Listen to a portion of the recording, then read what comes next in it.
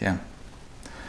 Let me ask you this, because one of your more public kind of harsh critics is an FBI or former FBI agent named Phil Carson.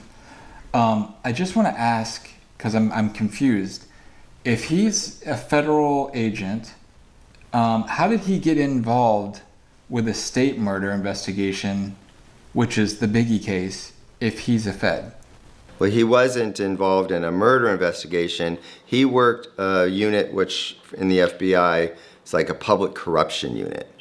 And so once the lawsuit against the LAPD was made by Valletta Wallace and her estate, you know, Russell Poole had published his book, and there's this, you know, effort to try to see whether or not in court they could prove that the elements in that book were true. So, you know, if the elements in that book were true, then there's corruption involved. So the public corruption unit at the FBI, Phil Carson gets assigned, and he begins to conduct his own little inquiry.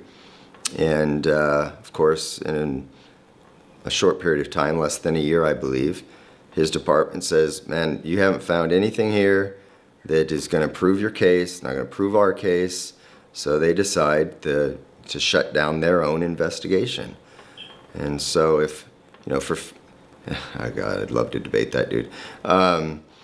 You know, when he goes out after waiting and waiting and waiting and waiting for all these years, just sitting on all that information, knowing that his own department is now complicit in a cover-up, because if they shut him down and there was evidence to the contrary, then they're equally, you know, they're equally engaged.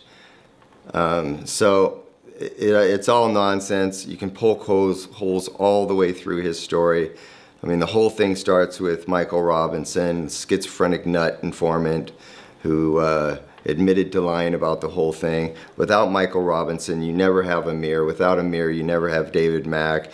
It's the fruit of the poison tree. The whole foundation of that theory is collapsed, and to continue to try to prove it to be true is a fool's errand.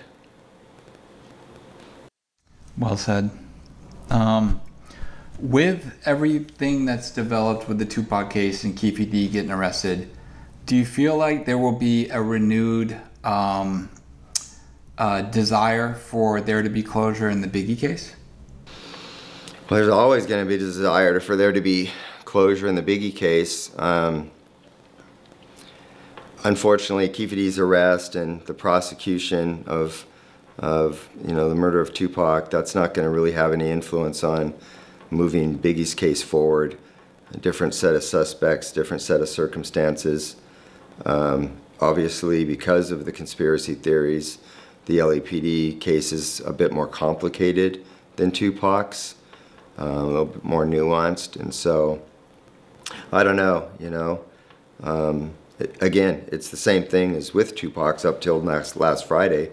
It's not what you know, it's what you can prove. And so even though we know who killed Biggie, it's a little bit more difficult to prove because we don't have somebody out there that was involved who's boasting about it. You know, if Teresa Swan were to go public and begin to boast about all this stuff, maybe that would change the dynamics of the Biggie investigation.